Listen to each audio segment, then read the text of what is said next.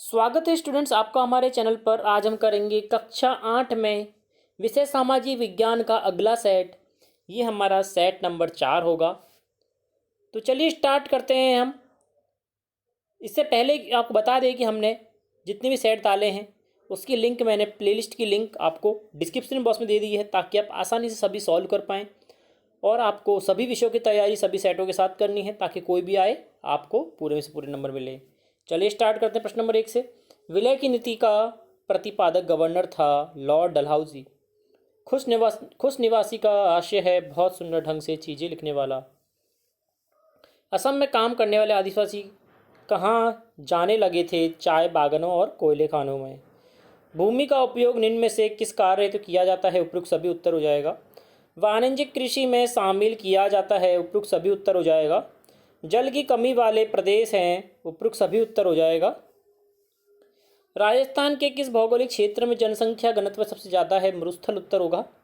Granite उद्योग का सर्वाधिक विकास किस जिले में हुआ है? जालोर उत्तर हो जाएगा।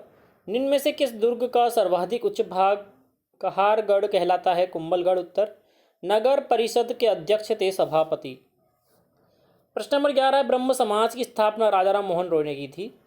अगला है, निम्नलिखित जो के जोड़े बनाने हैं। देलवाड़ा जैन मंदिर आबू पर्वत पर है। रणकपुर का जैन मंदिर पाली में है। खाटू श्याम जी का मंदिर सीकर में है। बंगाल विभाजन हुआ था 1905 में। उच्चतम न्यायालय दिल्ली में है, जिसे बोलते हैं सुप्रीम कोर्ट। अगला है, रिक्त स्थानों की पूर्ति करनी है। हमारे देश में कानून का शासन चलता है। अगला, देश के मुख्य न्यायाधीश सर्वोच्च न्यायालय के मुखिया होते हैं। न्यायपालिका उत्तर हो जाएगा। कार्यपालिका व विधायिका की शक्तियों में अंकुश लगाया है। अगला, रंगून जेल में नवंबर 1862 में बहादुर शाह जाफर ने अंतिम सांस ली। प्रश्न 14 है, यूरोपियन कंपनियों के लिए प्रमुख व्यापारिक वस्तुएं कौन सी थी? सूती रेशमी कपड़े, काली मिर्च, लौंग, इलायची, दालचीनी आदि। प्रश्न 15 है, रैयत नील ने की खेती से क्यों कतरा रहे थे? उनका नील की बहुत कम कीमत मिलती थी। वे कर्ज में डूबे रहते थे। उनकी जमीनें खाद्यान्न व धान उत्पादन लायक नहीं रहती थी, इसलिए रैयत नील की खेती से कतराते थे। अगला है, आदिवासी शब्द का अर्थ क्या है? आदिवासी कौन लोग थे? आदिवासी शब्द का अर्थ है मूल निवासी। आदिवासी ऐसे समुदाय होते थे जो जंगलों के साथ जीते आए हैं और आज भी इसी तरह जी रहे हैं। 17 है, धर्म को राज्य से अलग रखना महत्वपूर्ण क्यों है?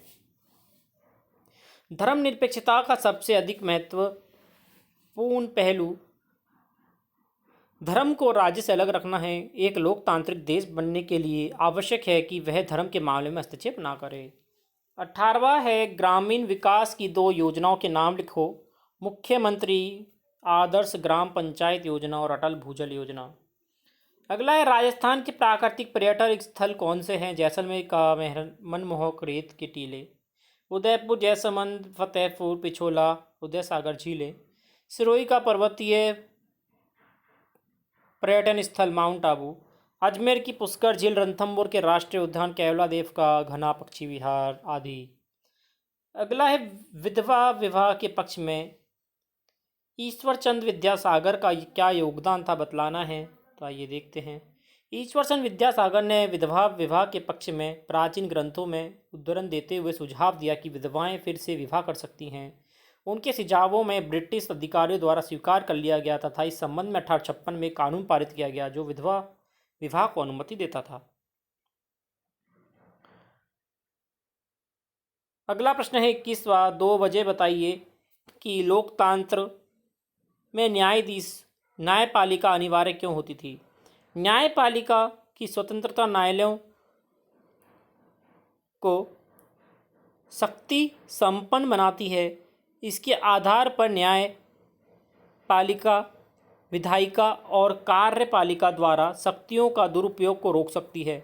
स्वतंत्र न्यायपालिका देश के नागरिकों के मौलिक अधिकारों की रक्षा करने में अहम भूमिका निभाती है। 22वां है, अपराध की जांच करने में पुलिस की क्या भूमिका है? अपराध की जांच में पुलिस एफआईआर दर्ज होने के बाद गवाह के बयान दर्ज करती है, सबूत इकट्ठा करती है और सबूत द्वारा आरोपी को दोषी साबित होता है दिखाई देता है तो अदालत में आरोप पत्र दाखिल करती है। अगला है स्वामित्व के आधार पर भूमि के वर्गीकरण को स्पष्ट कीजिए। 893। देखिए, स्वामित्व के आधार पर भूमि को दो भागों में बांटा गया है, निजी व सामुदायिक। निजी भूमि पर व्यक्तियों का स्वामित्व होता है जिसे वह निजी हेतु उपयोग में ले लेते हैं, और सामुदायिक भूमि होती है। सामुदायिक भूमि पर समुदाय का स्वामित्व होता है। इनका उपयोग समुदाय से संबंधित व्यक्तियों के लिए किया जाता है, जैसे कि चारा, फल, नट, औषधियाँ, बूटियाँ इकट्ठा करना। और सामुदायिक भूमि को साझा संपत्ति संसाधन भी कहा जाता है। अगला है कंपनी की सेना में काम कर रहे सिपाहियों में असंतोष के कारण क्या थे। देखिए, अधिकतर सिपाही किसान परिवार से आते थे। अत्यधिक लगान तथा कर वसूली के सख्त तरीकों के कारण किसानों को बहुत नुकसान उठाना पड़ता था। वह पद, वेतन और वेतन भत्तों और सेवा शर्तों से भी नाखुश थे। अगला है कृषि क्या है और खाद्यान्न फसलों के रूप में चावल पर संक्षिप्त टिप्पणी लिखनी है। कृषि एक प्राथमिक क्रिया है जिसमें फलों, सब्जियों, फूलों को उगाने तथा पशुपालन शामिल किया जाता है। चावल विश्व की मुख्य खाद्य फसलें हैं। यह उष्णकटिबंधीय और उपोष्ण कटिबंधीय प्रदेशों का मुख्य आहार है। चावल के लिए उच्च तापमान, अधिक आर्द्रता और वर्षा की आवश्यकता होती है। यह फसल चीकायुक्त जलोढ़ मृदा जिसमें जल रोकने की क्षमता होती है में सर्वोत्तम रूप से बढ़ती है। चीन चावल में उत्पादन में अग्रिम है। इसके बाद भारत, जापान, श्रीलंका, मिस्र हैं। अनुकूल जलवायु के कारण पश्चिम बंगाल, बांग्लादेश में एक वर्ष में 2 या 3 फसलें उगाई जाती हैं। अगला प्रश्न है, संविधान किसे कहते हैं और भारतीय संविधान में नीति निर्देशकों तत्वों का खंड क्यों जोड़ा गया था। संविधान नियमों की एक ऐसा समूह है जिसमें देश के सभी लोग अपने देश को चलाने की पद्धति के रूप में अपना सकते हैं। और भारतीय संविधान की नीति निर्देशक तत्वों को खंड का संविधान सभा के सदस्यों ने इसलिए जोड़ा ताकि वे और ज़्यादा सामाजिक व आर्थिक सुधार लाए जा सकें। वे चाहते थे कि स्वतंत्र भारतीय राज्य जनता की गरीबी दूर करने वाले कानून और नीतियां बनाते हुए सिद्धांतों का मार्गदर्शक के रूप में हमेशा अपने सामने रखें। अगला देखिए, प्रश्न नंबर 27 है, कानून का शासन पद से क्या समझते हैं, अपने शब्दों में लिखना है। आइए देखते हैं। कानून के शासन से अभिप्राय है कि कानून सबके लिए समान है। कानून के समक्ष सभी व्यक्ति समान हैं। कानून सभी नागरिकों को समान संरक्षण प्रदान करता है। वह जाति, धर्म तथा लिंग के आधार पर भेदभाव नहीं करता है। सभी कानून देश के सभी नागरिकों के समान रूप से लागू होते हैं तथा कानून के ऊपर कोई व्यक्ति नहीं है, चाहे वह किसी पद पर आसीन हो। किसी भी अपराध या कानून के उल्लंघन की एक निश्चित सजा होती है तथा सजा तक पहुंचने के लिए एक निश्चित प्रक्रिया होती है जिससे व्यक्ति का अपराध साबित हो जाता है। उदाहरण के लिए, किसी भी बड़े सरकारी अधिकारी का किसी मंत्री के पुत्र के हाथों कई अपराध होने पर पुलिस द्वारा विरुद्ध कार्रवाई न करना कानून का उल्लंघन है। अगला प्रश्न देखिए, मध्यमवर्गीय कौन थे और वह ब्रिटिश शासन के खिलाफ किस तरह संघर्ष करना चाहते थे। 28वें का उत्तर देखते हैं बच्चों।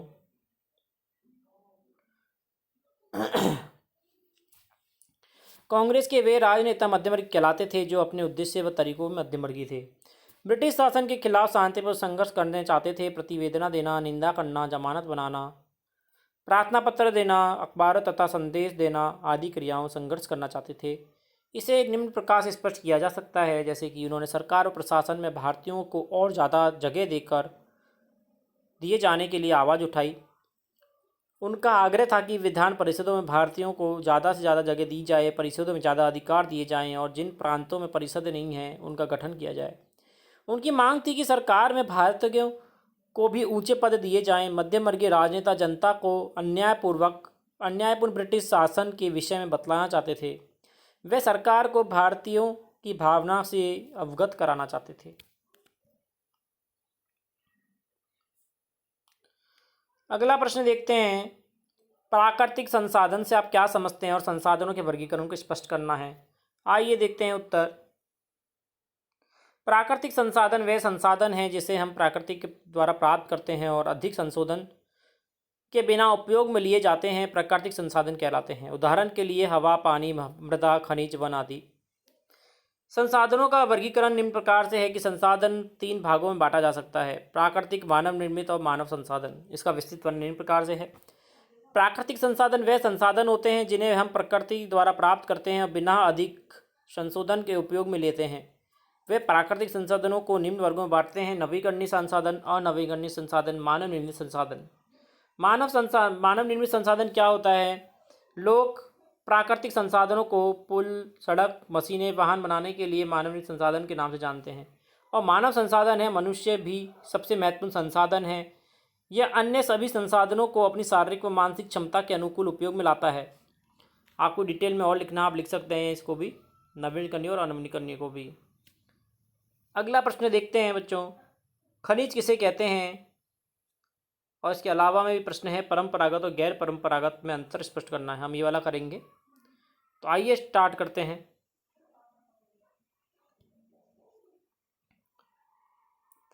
ऊर्जा के परंपरागत स्रोतों का उपयोग लंबे समय से किया जा रहा है, जबकि इसमें क्या लिखेंगे हम? 2 परंपरागत और गैर परंपरागत लिख देंगे। तो इस गैर परंपरागत में क्या लिखेंगे? ऊर्जा के गैर परंपरागत उपयोग पिछले कुछ वर्षों से ही हुआ है। इसमें लिखेंगे जल विद्युत को छोड़कर ऊर्जा के परंपरागत गैर नवीकरणीय होते हैं। इसमें लिखेंगे ऊर्जा के गैर परंपरागत स्रोत नवीकरणीय होते हैं। इन स्रोतों के उपयोग से प्रदूषण होता है, वायु प्रदूषण या पर्यावरण प्रदूषण होता है। इन स्रोतों के उपयोग से प्रदूषण नहीं होता है। इसमें कोयला, खनिज तेल, प्राकृतिक गैस, जल विद्युत आदि आते हैं। इसमें पवन ऊर्जा, ज्वारीय ऊर्जा तथा ऊर्जा बायोगैस व भूतापीय ऊर्जा आदि आते हैं। अगला देखिए, हमें मैप के द्वारा मैप भरना है। मैप के कुछ प्रश्न हैं, हम देखते हैं। देखिए, हमें धौलपुर, अलवर, डूंगरपुर, रनकपुर, ब्यावर, सीकर आदि छांटने हैं। तो मैंने वो नीचे मैप दे दिया है जिसमें सभी आपको देख सकते हो, आप सभी ज़िले दिख रहे हैं। तो आप कोई सा भी ज़िले जो भी पूछ रहा है उसको बता सकते हैं आसानी से। ये धौलपुर रहा। इस प्रकार से अन्य भी आपको सभी ज़िले 33 के 33 दिख रहे हैं। आपको पढ़ना है अच्छे से और इसमें छांटने हैं। तो स्टूडेंट्स, ये था हमारा पूरा पेपर, कक्षा 8 सामाजिक विज्ञान का अगला सेट। इससे पहले सभी सेट डाल दिए हैं, लिंक डिस्क्रिप्शन में मिल जाएगी। तो जुड़े रहिए, लाइक करें, अपने दोस्तों के साथ शेयर करें और चैनल को सब्सक्राइब करना ना भूलें। धन्यवाद।